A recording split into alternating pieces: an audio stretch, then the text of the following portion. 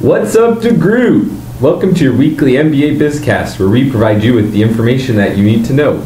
We provide weekly highlights in tech, business, sports, and any other interesting stories we come across. Listen while you work, study, drive, or on your break. Today is November 26th, 2012, and before we get started, we just want to remind you guys that we've added annotations to our video so that you can skip to any point in the video that you think would be the most interesting or relevant to you. So I'm going to head right over to Alex with the community news. What's up, Alex? Thanks, Connor. So first off, I just want to start out by giving a big shout out to the planners of Formal. Everything from the planning, the MCs, the burger bus was amazing. It was a beautiful event. I'll definitely be going next year, and I just wanted to say thank you to everyone who put effort into making it happen. I also want to remind all the co-op students that there are 2 mandatory meetings coming up. One tomorrow at 2:30 p.m. and one on Thursday at 5:30. Both are mandatory, so do make sure you sign up on Oscar Plus. Otherwise, you will get the accountability penalty. Further, we do have a movie night coming up on Wednesday this week at 5:20. They're going to be watching Margin Call in the auditorium. Great chance to learn about the financial crisis while seeing some A-list actors get dramatic. Also, next week we do have a holiday open house. Just a chance to come out and enjoy the festive spirit. That's Wednesday, November 5th from 11 till 3. So if you'd like to sign up for that, that one is also on Oscar Plus. In other news, NBA-bound executive applications have gone out and are due in on December 10th. Further, I just wanted to give a quick shout out to Degroote's Movember team for raising over $4,400 so far with over a week to go. Make sure to donate and have a laugh at the guys with their mustaches. Thanks, Alex. Just a quick correction. I think you said the holiday open house is on November 5th. It's actually December 5th, I believe. So we might want to double check that. But anyways, let's head over to Tunde with some tech news. Hey guys, how's your weekend? It was good. I went to see James Bond. Can't complain. That's a great movie. I spent most of my weekend shopping for laptops. So as some of you may know, and as both of you know, we used to record the show on my laptop till it showed that it could no longer handle the stress of a simple MP3 recording. So now we use Alex's machine. So I've been looking for a new laptop, and this past Friday I was in RJC and I saw Will. And Will's got one of the new Lenovo Yoga laptops. Now, since the launch of Windows 8, manufacturers kind of gone crazy with the form factors. Your traditional laptop, very simple, laptop, trackpad, keyboard. Now people are starting to add in touchscreens to their laptops. They're making the bezels rotate. Some of the screens rotate and close around the back so it works as a tablet. Some of them are detachable. So companies have kind of gone completely crazy with the form factors. So I kind of played around with 3 laptops this weekend. Like I said, I played around with the Lenovo Yoga. Will has one, and I saw one in store. Now this one's it's kind of like your standard Ultrabook. So it's a super thin laptop like a MacBook Air, except for the screen rotates all the way around 180 degrees. And you can have it stand up like those portable picture frames. Like one of those. You can have it set up like a regular laptop, or you can have it flipped all the way around and close so the screen's on the back of the tablet. The touchscreen on it is fantastic. It works just as an iPad or any other tablet. And I didn't find myself though when using it that I didn't feel the need to reach out and touch the touchscreen. Because you have the trackpad? Yeah, you have a trackpad and you can just kind of navigate around. But there are some things that they've made it a lot better with the touchscreen. So for instance, switching apps, you just drag from the left side of the screen and pull across, and it just switches between your apps. I did use that, but for the rest of the other stuff, I found it was kind of... Just having a touchpad for the sake of having... Sorry, touchscreen for the sake of having a touchscreen? Yeah. I don't know like how these are going to sell, but these form factors... I understand what they're trying to do, but I think they're kind of... I don't know. I think they're kind of wild. Let's just put it that way. So then I played with an Acer machine, an Aspire V5. Now this one focuses a lot less on the touchscreen.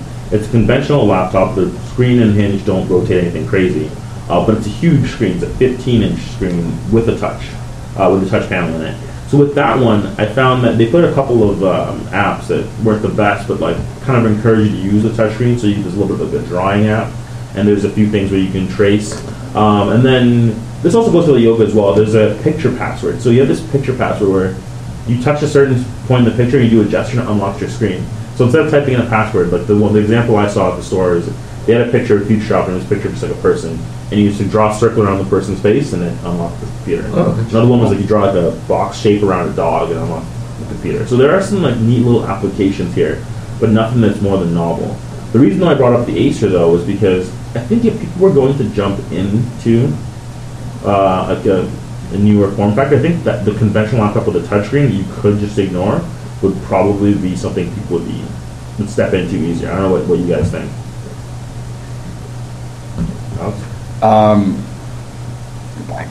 No? You wouldn't buy one?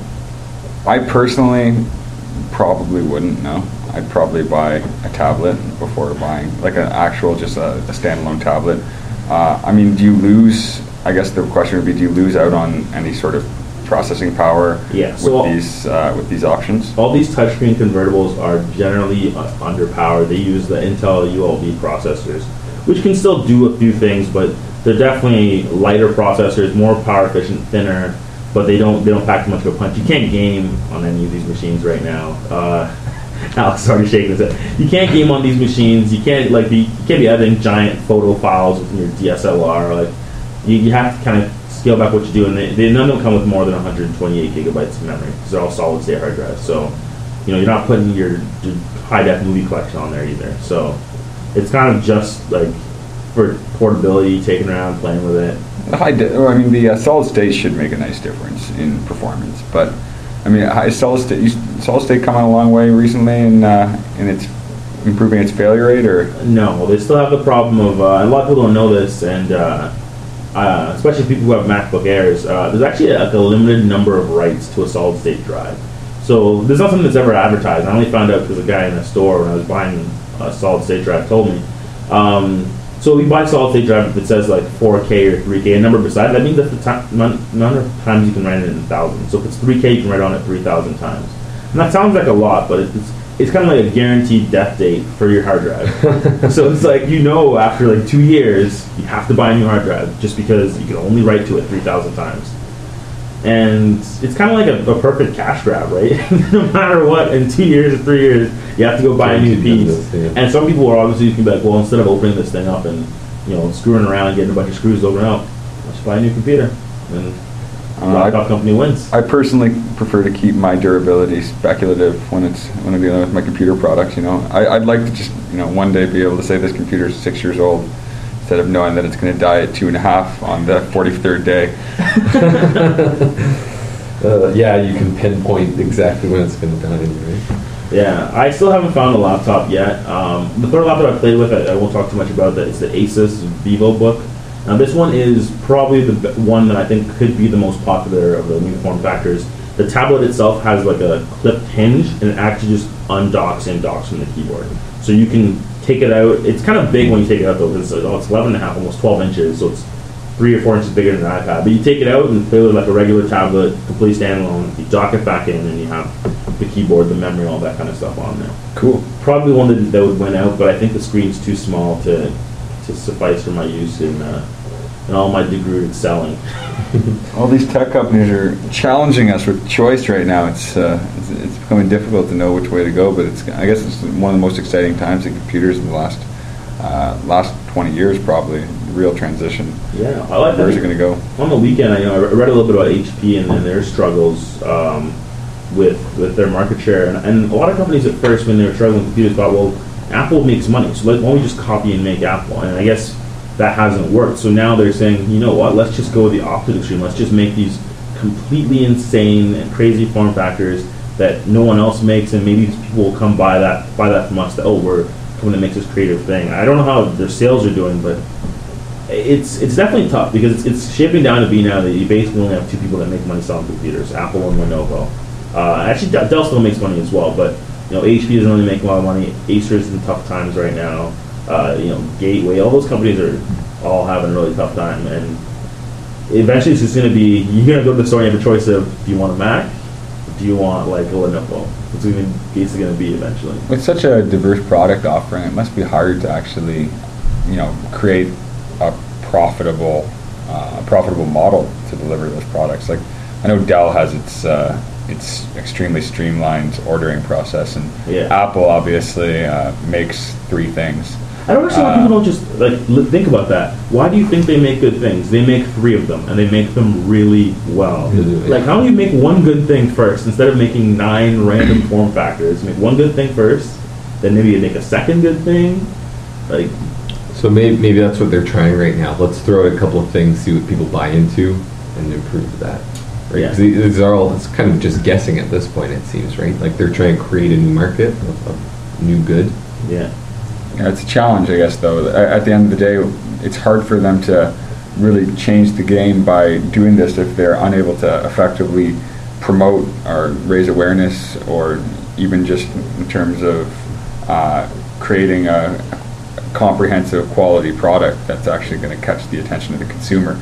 That said, I think some of these products sound pretty promising, given that they are being made by companies that are struggling and have a lot of fragmentation. So, and it is nice to see something other than just iPads and the Google tablets going out. So interesting to see where this will go to, I guess. See what happens in the next few years. Yeah, anyone has any laptop advice for me, please hit me up on our Twitter or WhatsApp Degroote. I'm taking all bits of advice I can get right now. Okay, so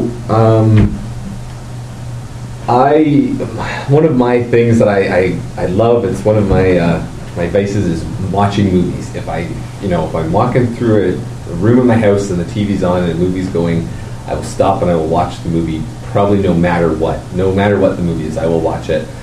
And do you guys watch Spike TV at all? A little bit now. Okay, so Spike TV, they usually have like Star Wars, or they'll be playing some movie that's like, say, an hour and a half, an hour 45-minute long movie. But because of the ads, this movie will stretch out to like 3 or 4 hours, which I hate. That's the one reason why I hate watching movies on TV, is because a short movie turns into an unnecessarily long movie. But that's what I love about going to the movie theaters. You show up, you get your big screen, big sound, and there's no ads. You just get to sit there and enjoy the movie. I went to see James Bond on Saturday at Famous Players. I had to sit through like 20-25 minutes worth of advertising before the movie, until my movie started. And like, ads are just, they're driving me nuts these days. I remember being a kid, you could go on YouTube and you could actually watch the video. Now you got to sit through 4 ads and watch 5 different banner pages. So, do you guys does this affect you guys at all? That ads are just being thrown at you even more than ever, and that advertising companies are finding new ways to advertise to you? Does this affect you guys at all? It definitely is something that I encounter every day. I certainly don't enjoy all of the ads, or I would say I probably enjoy under half of them.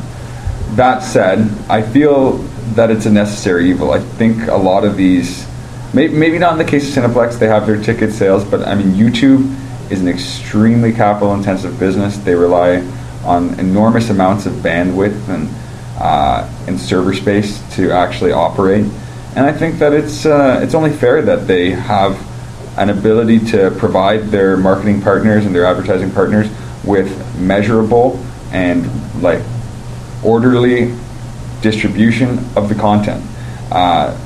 Yes, I skip every time I have the opportunity to skip an ad on YouTube. I do it, but that's my problem, is that every time you have the opportunity, sometimes it says you can skip this ad in 5 seconds, and you wait and you click and it, yay. Sometimes it doesn't. Sometimes it doesn't even play an ad. Which, if I had some kind of consistency, I would know, okay, I don't want to go here because I'm going to be forced to watch that. Instead, they're just like, Russian roulette. Every single time you take a chance on whether or not you can be just forced into 30 seconds of some terrible ad. It does beat the Globe and Mail's videos, though. I don't think I've ever made it to a video on the Globe and Mail, because it always has some minute and 20-second commercial before I watch the video, and I end up just giving up before I actually get in there. So YouTube's model of letting you skip every now and then seems to be at least getting people to their videos. That said, what is the order? Like, how do you know when you're going to get to skip a video? I have no idea. I guess at the same time, if I knew them, then the advertiser would be upset because they don't have to purposely skip it, so they have to make it random so they can get everyone. And they're making sure they get you no matter what. But going back to the movies, what frustrates me about the movies is, I remember when it was, you sit down, and it was previews. Like that's free advertising. I'll watch previews. Yep. I don't want to watch commercials. I don't want to watch that stupid tech guy that Mark. Yeah. I can't stand that guy. I don't want to watch commercials for cars or for soda or coffee or I don't want to watch any of it. I just want to watch previews, then my movie. Like if you want to show ads, show them like if for people who come and sit down 45 minutes to an hour before. If I'm there on time, 20 minutes of previews I'm fine with. That's it. I don't want any ads. I don't want any trivia. And like they push their scene cards so hard. I'm already in your theater.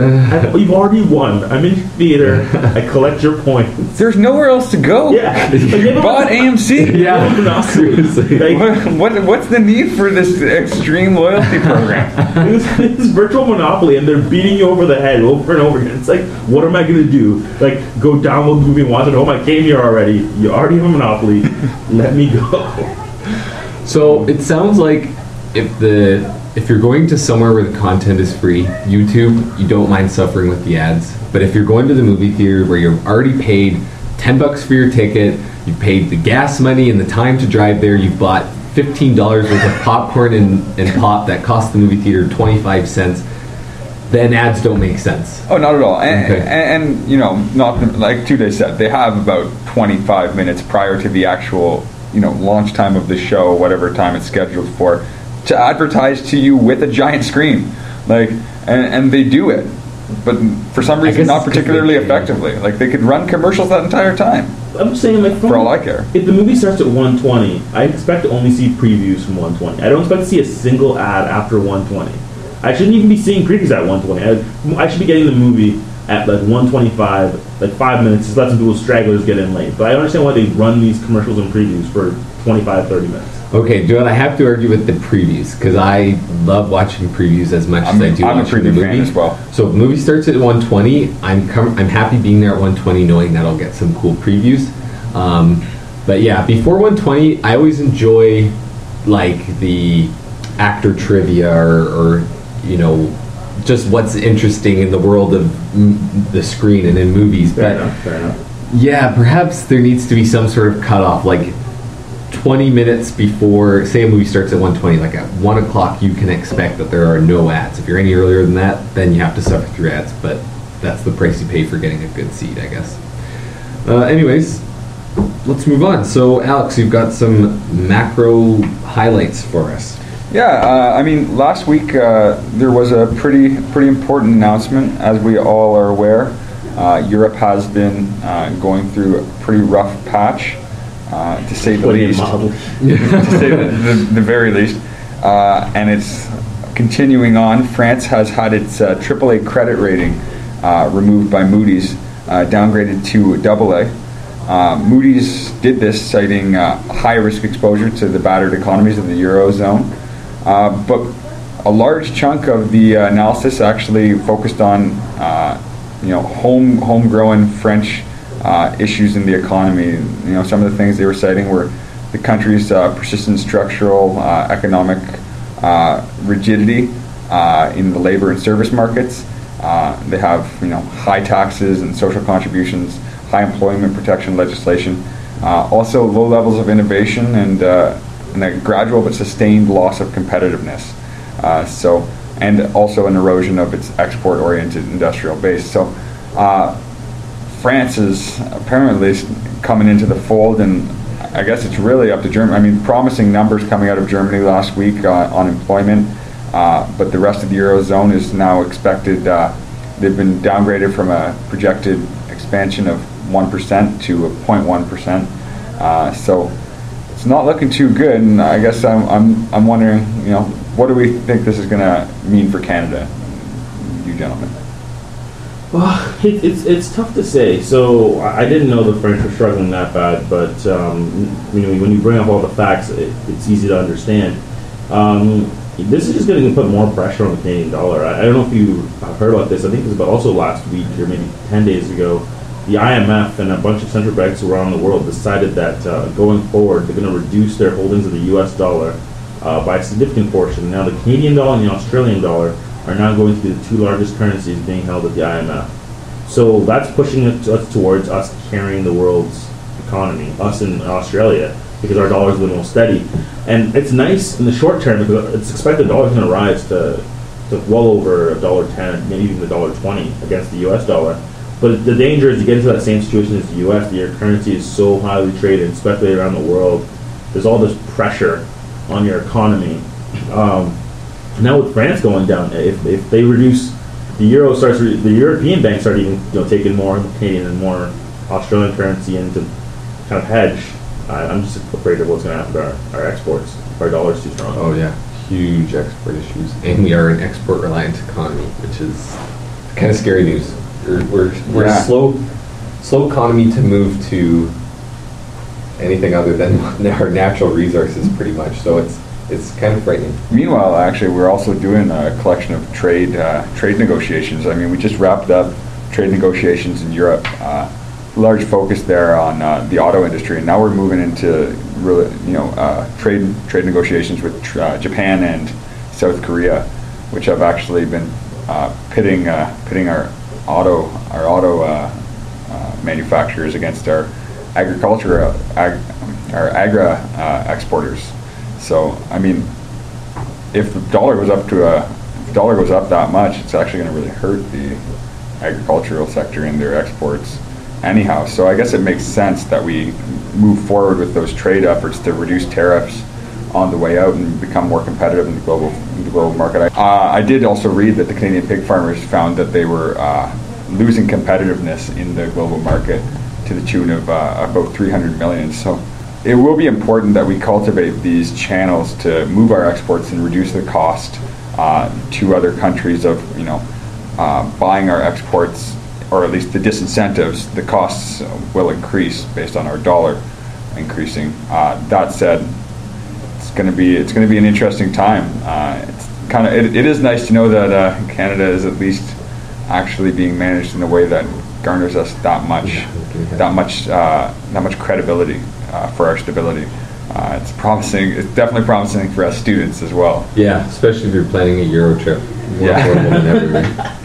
I wonder though, kind of like a final, I wonder if because we've already been expecting the Greeks to leave the Eurozone. I wonder if this affects that at all now, because if there's so much struggling with all these different economies, is it really going to make that much of a difference if the Greeks are out of the Eurozone now? Because traditional powers like France are saying, I wonder. I don't know. It's going to be tough, man. Honestly, it's bad 2 or 3 years. I feel bad for anyone who's a college graduate living in Europe right now. Yeah, really, they're slashing jobs like left, right, and center. I think UBS laid off 10,000 on their own. Like Credit Suisse doing a whole bunch of restructuring. Just like giant layoffs, and I mean the unemployment rate in the Eurozone has crept up from 11.5% to 11.6%, an all-time high, I think, since this crisis has begun. So there's definitely a bad taste in the mouths of the Eurozone countries and the larger EU, especially I think Germany, attempting to maintain this economy and this political entity. But yeah, how it's all going to play out is it's definitely hard to predict. Well, on a lighter note, shall we move over to Tunde with some sports news? So I just got a report from our reporter out in the field there, Ari Stark. We got him out in the field on assignment, and he's come back with some great information for us here, some sports knowledge. First off, the Toronto Argonauts are your 2012 Grey Cup champions. In front of 53,000 fans at Toronto's Rogers Centre, the Argos claimed the historic 100th Grey Cup with a convincing 35-22 victory over the Stamps. It was Toronto's solid defense that really stole the show. They kept pressure on Kevin Glenn all game. And the CFL rushing leader was on Calgary as well, John Cornish. He only had 57 yards, while the Toronto running back, Chad Cackert, he was game MVP, 133 rushing yards, and he was just dominant the whole game. And Ricky Foley was named the Grey Cup's most outstanding Canadian. Yeah, Cornish was getting hammered. I was watching that game. Not like he couldn't get anything. A couple of times he was hit pretty hard. So he's a big back. He's not a little guy. And he was getting hit hard. He's getting hammered. You'd see 6 Argos just piling on one guy and he'd still be standing and gaining like a yard or two, but it wasn't very much. Yeah, it's kind of awesome though that it was like the 100th Grey Cup and it's in Toronto. And Toronto wins it, right? Like, and they weren't that good this year in the beginning of the year. They went 9-9, and then they just picked it up at the last 2 or 3 weeks of the season. And speaking of advertisements, I watched the entire game. The game took about 4 hours because of the 3 hours worth of advertising I had to sit through. It was driving me nuts. But on a positive note, they did boo Justin Bieber during his entire performance. A lot of people had a problem with Justin Bieber being there, and I fully was on that bandwagon until someone on Twitter was like, "Hey, think for a second. If you're watching the game, you probably don't like Justin Bieber. But if you like Justin Bieber, you're probably not watching the game. They're trying to create an overlap and trying to see if some people who are fans of Justin Bieber may also become fans of football, right? I understand exactly what they're trying to do, and they're trying to get younger fans. And as much as like it was paying me to watch, I didn't even watch performance. I kind of tuned in, saw he was there in some kind of weird leather jumpsuit, and then just like immediately went back to NFL. But I understand what they're trying to do with it. Yeah, CFL, they don't have strong viewership, I think, as is. So anyway, they can draw a crowd. And personally, I think I don't watch CFL, but any way that they can draw a crowd, good for them, right? It is a Canadian sport. It was my understanding actually that a lot of the CFL's main market is older males. Yeah. Yeah. So I mean, the Biebs might not be fitting in. And he didn't fit in, but they're trying to get younger people. So that's why they're showing. They're hoping that if you're an older male, you're already watching. If you're a younger person, you might say, well, I might just tune in to see Justin Bieber, and then you're on a little bit before halftime, or you watch a little bit after halftime, and it turns out that you like Canadian football. Yeah, that's the reason. My 19-year-old sister watched it because of Justin Bieber.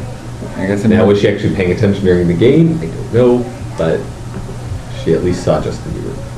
Yeah. Anyway, so moving south of the border, it's time for our third installment of Fantasy Stock Exchange, where we advise you on the hot commodities going into Week 13 of the NFL. I know a lot of you guys are in the Degroote Fantasy Football League, and it's ultra competitive 16-team league, so maybe we can help you out with this here. Willis McGahee went down with a torn MCL and a broken leg last week. So his question to which Bronco would be the person to step up in his place, and the answer was Noshawn Moreno. Yeah, I don't know who he is either. As number 4 back on the depth chart, Noshawn stepped up, had himself a doozy of a game with 111 all-purpose yards, including 85 on the ground. And he's basically a no-brainer in any leagues that are deeper than 12 teams. At this point in the season, good waiver wire guys are kind of hard to come by. So it means that you're going to be pretty desperate at this time of the season trying to make the fantasy playoffs. And one of the guys you should look to is Rams wide receiver Chris Givens. He had 115 yards and 1 receiving touchdown yesterday. And he's shown big playability. And I personally have him on one of my fantasy teams. Basically, the guy's just good for 1 catch a game, at least 50 yards and a touchdown. So that's 10 points every week. If he's available in your league, you have to go pick up Chris Givens right now. He's one of the favorite targets for Sam Bradford, the quarterback there in St. Louis. And he's got pretty good matchups going forward. Their team's terrible, but they're playing other terrible teams, so it works out for everyone here. Some other notable stats. In Week 7, Shane Vereen for New England, 42 yards rushing, 91 yards receiving, and a touchdown. Ryan Broyles from Detroit, wide receiver, 126 yards. And the return of Beanie Wells. He's been hurt since Week 3. He came out there and got about 48 rushing yards, 2 rushing touchdowns. And finally, Aldrick Robinson for wide receiver from Washington at 68 yards receiving and a touchdown. Hopefully some of these guys are available in your leagues. You can pick them up and go on to the fantasy playoffs. Keep in mind, if you win the fantasy playoffs, you owe Ari a portion of your winnings to his great advice. And that's basically it for Fantasy Stock Exchange this week. So that's all we have for you guys. Thanks for listening. We hope you enjoyed the show. Be sure to follow us on Twitter at What's Up Degroote and like us on Facebook. If you want to contact us directly, email whatsupdegroote@gmail.com with any questions or comments you have. This is What's Up Degroote signing off to go point and laugh at Mayor Rob Ford getting kicked out of office.